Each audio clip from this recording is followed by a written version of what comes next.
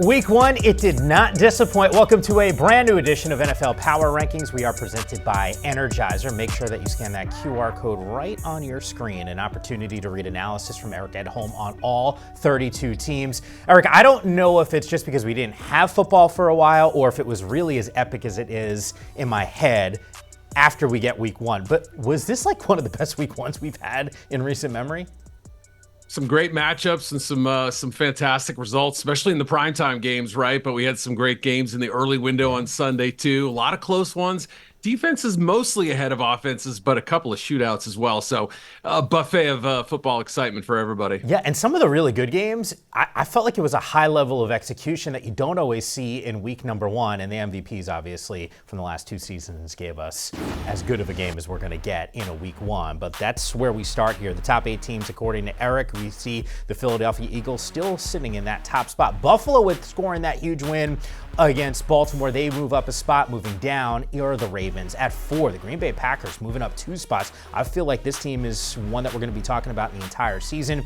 The Kansas City Chiefs at 5. The Bucks. Antoine Winfield, as fun of a defensive player as you will get in the NFL. His team at 6. The Commanders at 7. And the Detroit Lions, they dropped 3 spots. They're still in the top 8. For how long might be one of those massive questions that we are going to ask. But the Buffalo Bills have to be the starting point in this show. Josh Allen was remarkable. How much do you attribute to his arm and just a resiliency around and the mental fortitude around this Bills team that they were able to score this win? Yeah, there might be half a dozen quarterbacks in the league who can pull off what Josh did on Sunday night, and the other one of the other half dozen was on the other side of the field. So look, obviously for most of this game, the Ravens looked like the better team. Josh Allen went nuclear in the fourth quarter. He was outstanding. The Bills defense finally got some stops, though. That was obviously a huge development, and I get why there's concern about that unit. I really do. For, the first 8 drives of the game, it wasn't looking pretty. 410 yards, 40 points. Things just weren't happening on that side of the ball. That's really what we're going to be judging this team by. Are they Super Bowl quality, and can their defense help raise them to that level? So through one game, I think you'd say no, but they finished strong and they're going to get help. I think it's really about January at this point, right? You'll get Maxwell Hairston. You'll get the 2 defensive linemen who are suspended 6 games. You're going to get some reinforcements, and you just look at what the AFC East did Sunday. The Bills are going to win this division if Allen's healthy. So take your time, figure out ways to slow down explosive offenses like Baltimore's and come up with the solution sometime in the next 3 months here. Yeah, you mentioned the Baltimore Ravens. They sit number 3 in your power rankings. Bear with me here. I think back 2 years ago, Zay Flowers in the postseason, Mark Andrews last year, week 1 last year, Isaiah Likely, and the near touchdown against the Kansas City Chiefs. The Raiders game comes to mind where they have a big lead and they blow it in the second half. And then they're in control on Sunday night against the Bills. How much should Ravens fans be worried about this inability to close when they seem to have a stranglehold in these big moments? Yeah, opening some wounds there for Ravens fans. They've been through it. Every franchise has, but they've had some particularly tough wins, especially when it seems obvious to the eye test when they're the better team on the field. They've got the fourth quarter lead. I mean, this is the 6th time they've lost a game since 2002. So we're talking really the last 3 seasons with a lead of 9 points or more in the fourth quarter. I mean, obviously when the stakes are at the level of tiebreaker game at Buffalo, potential playoff opponent, that's big, even if it's week 1. We know the history in the playoffs and other big games. So, look, this is just another one they have to swallow. They've had other, at least 1 or 2 games per year the last few seasons where they just have a terrible hiccup against a bad team too. So, these are the questions I think that people are pointing at John Harbaugh, Todd Monken, the offensive coordinator. As great a game as Lamar had, the facts are he only had the ball in his hands, at least, definitively in his hands on 3 of the last 8 plays. You can't predict a Derrick Henry fumble, but Lamar should have the ball in his hands. He did well when he had it. Yeah, I mean, Derrick Henry, by the way, just for context, 1 lost fumble a season ago, and then he loses one on Sunday night. Like, these are Mark Andrews, short-handed, Zay Flowers. Like, I can point to these things, and they're like right there. And I said this to you last week on the show. I got to see this team in person in the preseason, the last 2 seasons. I got to tell you, I walk off the field every single time, and I go, how does this team ever lose a game? I mean, they are that loaded. The talent is there. And hopefully this is just a one-off, and we're talking about them, and maybe this is a preview of the AFC Championship game. But nonetheless, I mean, it was fireworks. It was a great game. It was entertaining. And sorry to open up those wounds for Baltimore Ravens fans, who are basically like my adopted team, by the way. I'm a Giants fan, but Lamar Jackson is one of my favorite players, if not my favorite player to watch. But a lot of focus this offseason, the last couple of weeks on the Green Bay Packers. According to FanDuel, these are the odds to win the NFC North. They're in the driver's seat. Hello. And I think there's some concern about the Detroit Lions. We saw the Minnesota Vikings on Monday night score a win against the Chicago Bears. All right, time for future champions, and it is presented by FanDuel. Are the Green Bay Packers the future champs of this division here? I mean, Micah had his impact and his fingerprints on the defense was there. Jordan Love, I thought, was slinging it, picking up right where he left off last year. Like, I'm worried if I'm in this division of the Packers. And first of all, how much has changed in 1 week, right? I mean, just the perception, seeing Parsons out there with that defense, right? Seeing the Lions struggle offensively as well, seeing what the Bears and Vikings were. We knew all four teams were good, but now we get a bigger picture of what's actually going on in the division. And I think you have every right to be, if you're an NFC North player, not on the Green Bay Packers, you have every right to think, wow, this team could be special by the end of the regular season. Parsons in only 29-30 snaps had a terrific game. I mean, he really made his imprint, but it was the rest of the defense that seemed fired up as well. And outside of one late series, Jordan Love was a little shaky. He had a dropped interception, had one that was called back by penalty. He was really darn good. This was the moment, right, for all Packers fans. They cheered him when his name was announced to start the game, and then they cheered him on that big sack to close things out. And if you can do it going up against the likes of Penei Sewell, I mean, that's fantastic. Like, this is going to be a great one-on-one rivalry and also a great team rivalry too. But I think like you asked, you have to at least consider them very strong contenders in the North, if not Super Bowl potential, if everything goes on the path it's on right now. Yeah, look, I think there was some, I don't want to say sketch moments, but I know J.J. McCarthy, that was his first career start against the Chicago Bears. They win that game. I think there's concerns about the Lions, who we'll talk about in just a moment here. The Packers, and I get it, it's just 1 week. And Lord knows, I mean, after TNF, we might have a very different conversation next week. They're going up against a very good Washington Commanders team, but at least for right now, we can give them their flowers. They can flex, and that is an impressive win against a team that I think many felt like was maybe the best in the NFC, in the Detroit Lions. Meanwhile, the Kansas City Chiefs sitting at number 5 right now. I see a collision on the field between Travis Kelce and Xavier Worthy. There's concerns right now because of that shoulder injury, some lack of explosive plays down the field. How concerned should I be about the Chiefs in that offense? And more specifically, a loss against LA. Yeah, I mean, obviously you travel all the way to Brazil. You want to come away with a win, especially against a team that you've had good success against. And it just didn't happen, right? The defense struggled. That injury you mentioned right at the start of the game there. Kind of shades of Hollywood Brown getting hurt on his first preseason snap last year. Look, Hollywood did his job in this one. They schemed up a touchdown for Kelce. Tyquan Thornton had to play late in this game. Juju did his role, but they seem to be kind of missing something. That will arrive when Rashee Rice is off suspension, but they've got to go 5 more games all of a sudden, starting with Philly on Sunday, a team that absolutely destroyed them, at least for the first part of the Super Bowl there. And yeah, I mean, it's just one of those things where we watch them scrape by week after week to 15 wins, give them their credit, but still, every single week you saw the limitations of a lack of receiver threat there last year. It's starting to crop up again a little bit. Now, if they come out and play a great game this week, Mahomes is back to normal. He does his thing. The defense responds. Okay, we can have a normal conversation, but the possibility is that they're 0-2 after this game, and it's going to look a whole lot different, I think. So we'll see. Week 1 is week 1. I try not to be the reactionary type, but you have to look at what the reality is right now, and it's a little bit scary. Yeah, because if it is an 0-2 start, that's not how many people would have drawn it up before the season. Yeah. By the way, I think the bigger question in this, and we will discuss, is where the Chargers now sit in your rankings, because that was an impressive win, and what does that do for the perception of that organization and really Justin Herbert. But the Detroit Lions, they dropped 3 spots for you. They moved to now number 8. Had our research team look this up. 8 coaches left from last year's staff to this year. I know we talk about coordinators, but 8 coaches is a really significant number. How much do you attribute that to the result that we saw in week 1? Yeah, I mean, it just wasn't the same look as last year. Everything was labored offensively. I can't say how much of an impact it was that, John Morton's in his first game calling plays for this team.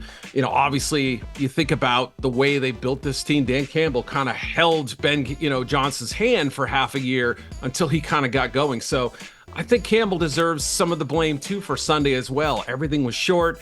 Everything took a lot more effort to get downfield, and it just lacked the explosiveness we saw last year, the creativity and all that. But there's time. I am not going to bury this team after one game. Was it disappointing? Absolutely. Terry and Arnold gets hurt on defense. You shrug because you go, that's exactly what happened last year too. Same thing with the Chiefs, right? The same story seems to be kind of playing out again. You hope it doesn't go any further, but this is still the Lions. Campbell's built a level of trust with this locker room. They have a lot of veteran pieces in place. I think they're going to rebound starting with this game against Chicago this week. But, that new offensive line struggled a little bit. There were some issues in other places. And so, they got their work cut out for them, no doubt about it. Yeah, Ben Johnson gets to go against his former squad. If you tell me what's more likely, the Bears go 0-2 or the Lions go 0-2, I think we all know the answer to that.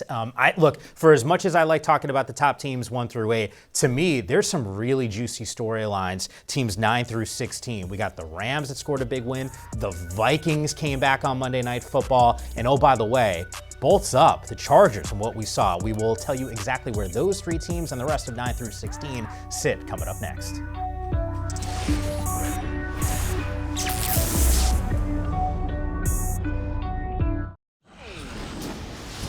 Back here on Power Rankings, along with Eric at home and Mike Yam with you. Teams 9 through 16, according to Eric. At 9, it's the Denver Broncos. They got to win, and that's the only thing that matters. The Rams, who we'll talk about, sit at 10. The Vikings at 11. Cincinnati, fast start out of the gate. How about going 1-0? All that conversation about them with those slow starts. They figured out a way to get it done, but they still dropped 2 spots, according to Eric. The Chargers at 13. The Houston Texans, with that loss to the Rams, move down to 14. The San Francisco 49ers stay still at 15, even though it looks like George Kittle's going to miss 3 to 5 weeks, and Brock Purdy is banged up, shoulder and toe injury. And we got the Pittsburgh Steelers. Aaron Rodgers, Pittsburgh Steelers at 16.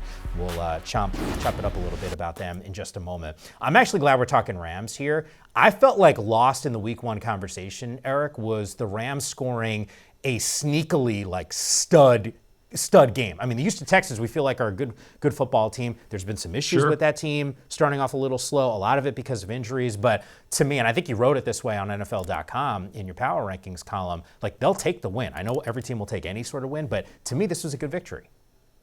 Absolutely.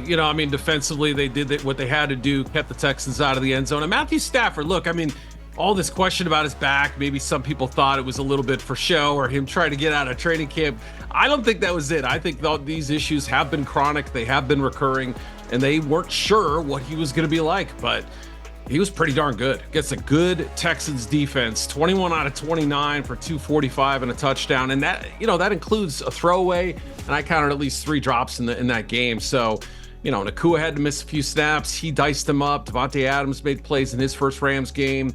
I think they upgraded at receiver. And the question is, if that offensive line holds up, what is the ceiling for this team? Remember they almost knocked off the Eagles in the playoffs last year. And, at least so far, they've avoided the slow start that has plagued them the last couple of years. So who knows? If they get a little bit of a runway into the season, they could be real dangerous. Yeah, I'm with you there. They will match up on the road against Tennessee, who, by the way, looked better than I would have thought. I thought Cam Ward had some really impressive throws in that game. So we're just throwing that out there. It is a good win from a Rams perspective. But it is time for Power Moves. It's presented by Energizer. All right, Vikings, they move up 1 spot. And we're saying power moves here because what I witnessed for the first 3 quarters is very different than what I saw from this team in the 4th quarter. I got to spend some time around this organization in the preseason. I think there was some buzz and some excitement around J.J. McCarthy. How does that performance on Monday Night Football impact how you think about them over the next few weeks? Yeah, as you said, if we're just looking at McCarthy, there was more bad than good, right? Yeah. Just in terms of sheer volume, right? The 3 quarters, 3 sacks, the pick 6, had 50 yards passing or whatever it was, just wasn't connecting. Everything was a tick slow. He telegraphed that pass that was picked off by Nashawn Wright.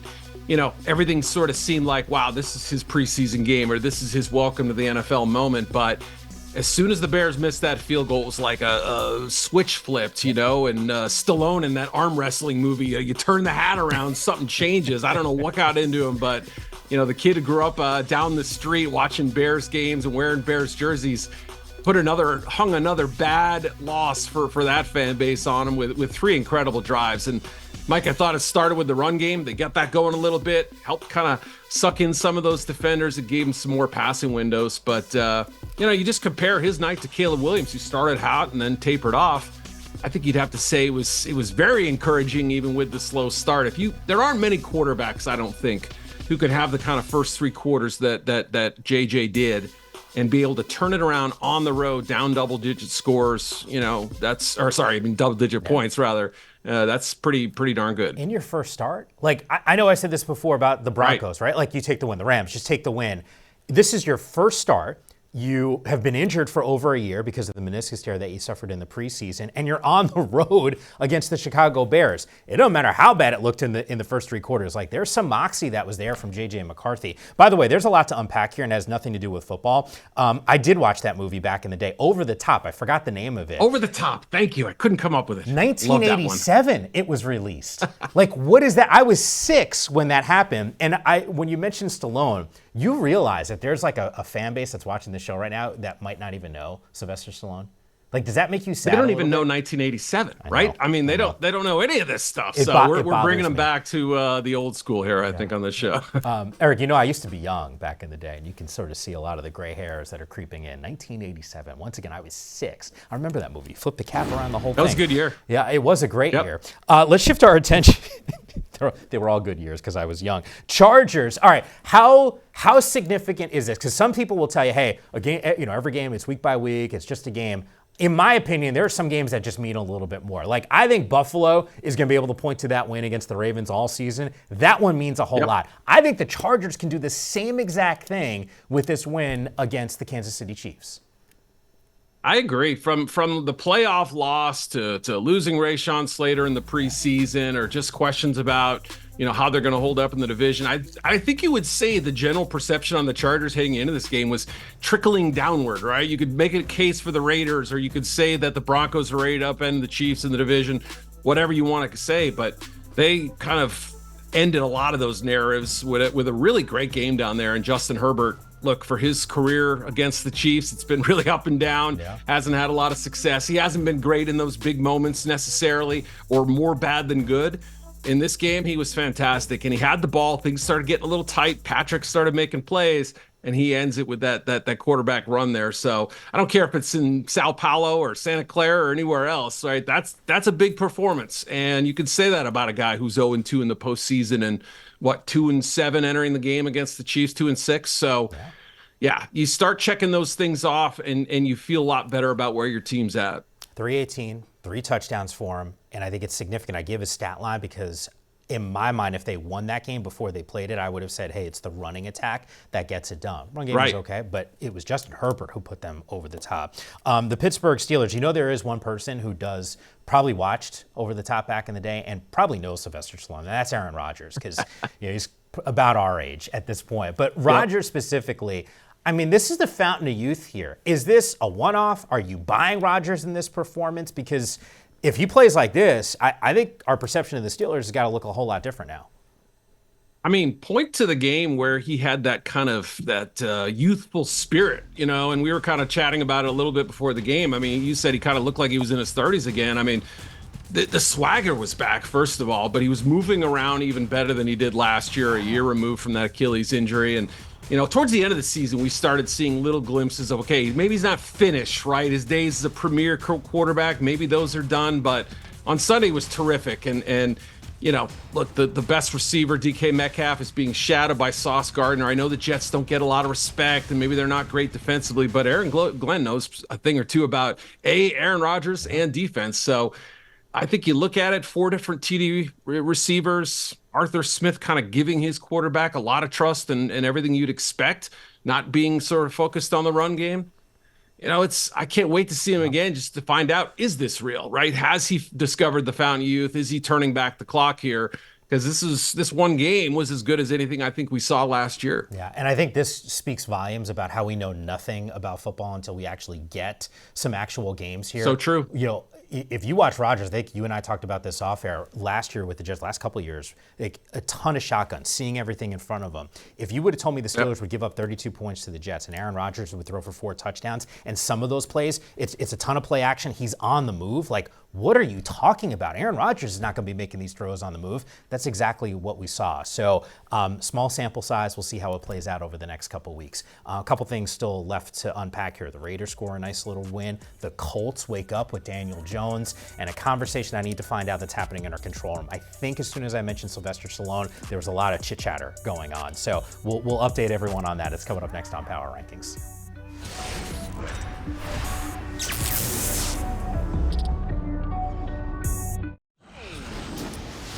Welcome back to Power Rankings. Eric's ranking 17 through 24, and just a quick update, only one person in our control room knew who Sylvester Stallone was. So if you feel old as you are watching the show, you are not alone. Arizona Cardinals sitting at 17. The Bears, no change despite starting the season 0-1, sitting at 18. The Seahawks at 19. The Atlanta Falcons got a little fight with them. I thought Michael Penix looked really good. They're at the 20th ranked team. The Dallas Cowboys, also another team that I think defied some of their expectations in week number 1. Despite that loss, they're at 21. The Jags, 22.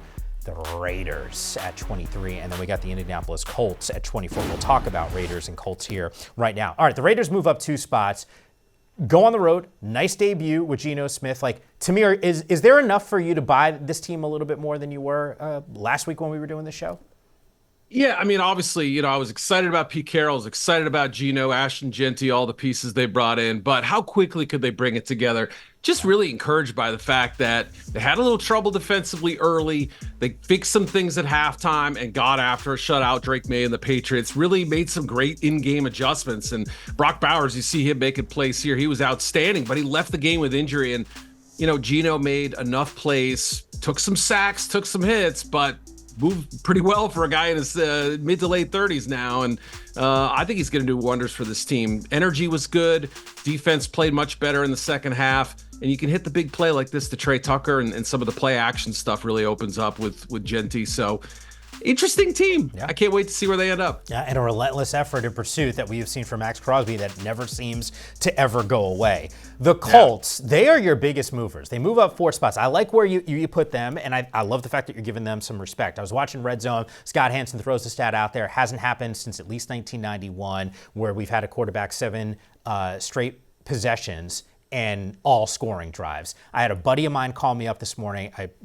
I'm a Giants fan. I think people realize that if they've been listening and watching to the show, going, hey, did you expect this from Daniel Jones? And I said, absolutely expect it, because he's not wearing a Giants uniform at this point. And I think the guy has got some upside with this Colts team. How much are you buying Daniel Jones being able to sustain this the rest of the season?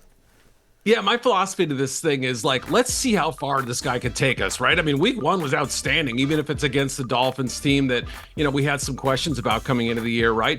The run game worked. Jones was highly effective. He was great. He rushed in, ran in 2 scores, made some terrific throws. So, boy, I think the attitude at this point is not, hey, let's try to figure out when we're getting Anthony Richardson in there. Let's see how far Daniel Jones can take him. I mean, you watched him drag that Giants team to the playoffs, big win up in Minnesota, only to lose the next week. But still, I mean, I guess it makes me think there's still some talent in here that hasn't been untapped, and it's a big game for Shane Steichen, and getting Tyler Warren involved early. That was more encouraging than I imagined it would be, and we'll have to find out how they stack up. Is this a real thing, or is this just a 1-week blip? Yeah, he's healthy. 1, 2. He's got a better offensive line that he had in New York. Just look at what we saw from the Giants in week number 1. That actually matters. Let's get the rest of the rankings here, 25 through 32. The Patriots at 25. The Titans, I thought they looked good with Cam at 26. The Jets, 27. The Dolphins, that was hard to watch, at 28. Those G-men at 29. The Browns, the Panthers, and the Saints round out your bottom 3 teams. The Jets moved up 3 spots despite the loss. They scored 32 points. I think there's a lot of positives to take away in that debut for Aaron Glenn and Justin Fields specifically, who I thought looked good, Eric. I thought so too, right? Especially after the preseason, we weren't really sure how much he was going to produce through the air, but he was very efficient throwing the ball, and his usually great self running it as well. So, you've got that 3-headed rushing attack. You've got Fields, who makes it a 4th option too. That really, is the kind of game I think that they want to play there. But Aaron Glenn knows he can't give up 34 points because he can't ask Fields and these guys to score so much. We'll see if it works out. I think it's going to be tough too because it's a Buffalo team that's on deck here, but appreciate all you guys watching.